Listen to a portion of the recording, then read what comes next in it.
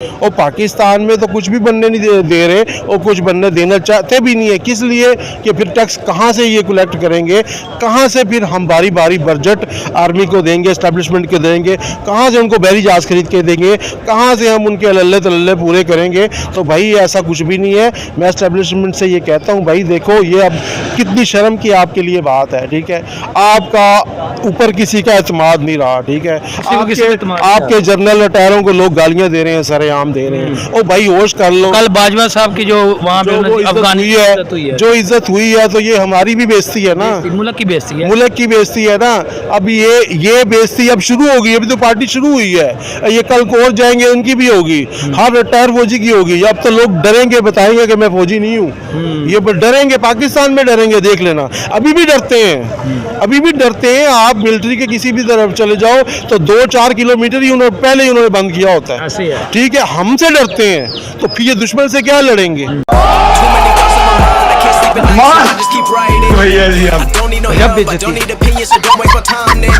आपको पता है कि रशिया पर पाबंदियों के बावजूद भी इंडिया ने रिकॉर्ड तोड़ तेल खरीदा है, खाम तेल खरीदा है रशिया से, और वो भी डॉलर में नहीं, इंडियन रुपी में। क्या कहेंगे जो डॉलर का एक गलबा छाया हुआ था, उसे कितना नुकसान पहुंच रहा है इससे? देखिए, फर्स्ट ऑफ ऑल बात अगर करें ना ट्रेडिंग के ऊपर, तो अमेरिका के कहने पे अमेरिका ने जब यूक्रेन रशिया की वॉर हुई थी, मैं हिस्ट्री को थोड़ा सा रिकॉल करूँगा अगर, तो यूक्रेन और रशिया की जब वॉर चल रही थी तो अमेरिका ने सख्ती से मना किया था कि रशिया से किसी ने ऑयल की ट्रेड नहीं करनी, ठीक है। पाकिस्तान है गुलाम अमेरिका का। मैं सॉरी टू से मुझे लेकिन ये लफ्ज़ बोलने पड़े क्योंकि जो फैक्ट है वो बोलना पड़ता है, जो हकीकत होती है उसके ऊपर बात करनी पड़ती है और हमेशा सच करवाई होता है, ठीक है। पाकिस्तान है गुलाम अमेरिका का, जिसने रशिया अमेरिका की बात मानते हुए अपने आप को दबा लिया, ठीक है। जबकि इंडिया ने अमेरिका की आंखों में आंखें डाल के उस मौके पे ट्रेडिंग की जब अमेरिका ने उनको सख्ती से मना किया था। बिल्कुल, अमेरिका ने उन्हें सख्ती से मना किया था कि आपने रशिया से तेल नहीं खरीदना, लेकिन इंडिया ने बोला, इंडिया के फॉरेन मिनिस्टर ने, कि ये हमारी आवाम के लिए, हमारे मुल्क के लिए बेहतर है और हम खरीदेंगे, आप हमें नहीं रोक सकते। एग्जैक्टली यही पॉइंट है। मैं भी यही बात करने लगा था कि उन्होंने कहा था कि आप कौन होते हैं हमें रोकने वाले। ये इंडिया हमारा मुल्क है, हमारी आवाम हमारे साथ सिंसेयर है, हमारी गवर्नमेंट आवाम के साथ सिंसेयर है, तो आप कौन होते हैं, ठीक है। और उन्होंने देखिए, उन्होंने ये अच्छा इनिशिएटिव लिया था, उन्होंने अच्छा कदम उठाया था कि देखिए आज वही दौर चल रहा है जिसमें अमेरिका को मेरी नज़र में पीछे छोड़ रहे हैं, क्योंकि डॉलर जो है वो अमेरिका का ही है, ठीक है।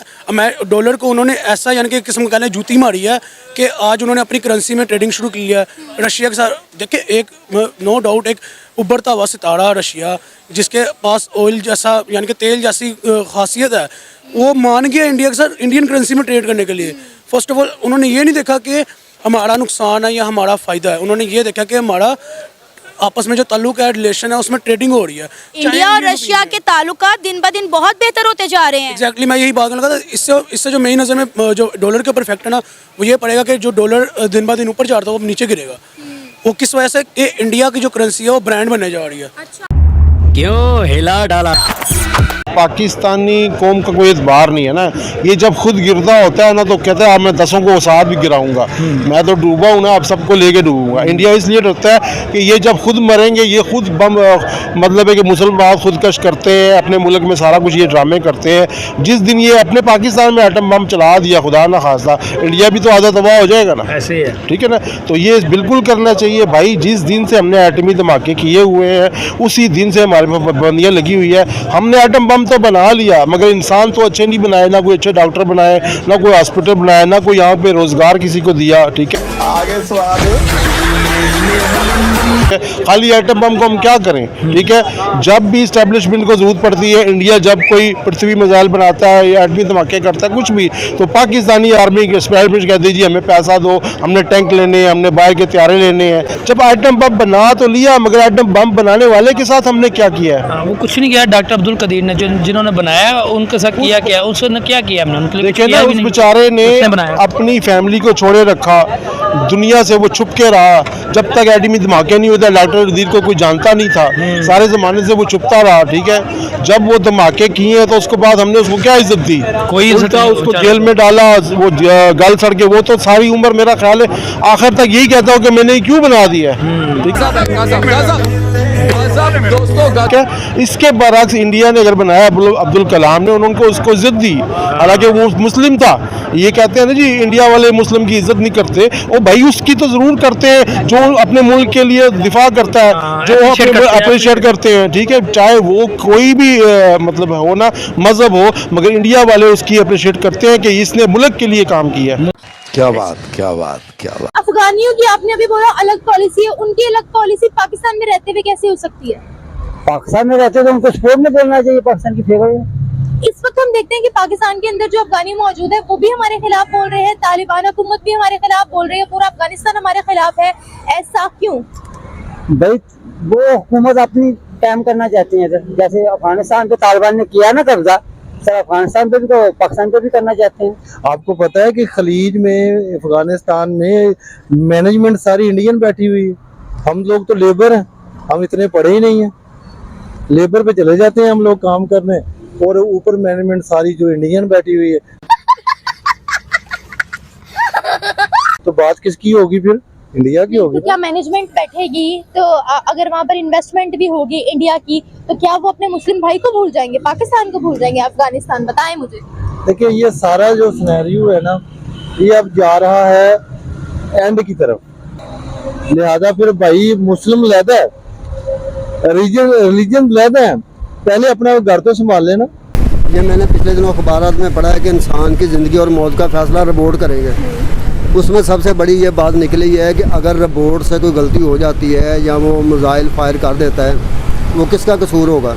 क्या जिसने वो सिस्टम बनाया उसका, या जिसने ये सिस्टम ख़रीदा है उसका, या जिसने ये सिस्टम तनसीब किया है, उसको लॉन्च किया है, उसका किसका कसूर है? ये तो बात आपने बिल्कुल सही की है कि आने वाले दौर में अगर देखा जाए तो एआई ही इस्तेमाल होगा, आर्टिफिशियल इंटेलिजेंस हर जगह पर नज़र आएगी। अब जो सारे ममालिक हैं वो तो यही कोशिश कर रहे हैं कि एआई हमारे मुल्क में आए, हम आगे बढ़ें ताकि कोई हमसे टक्कर ना ले पाए।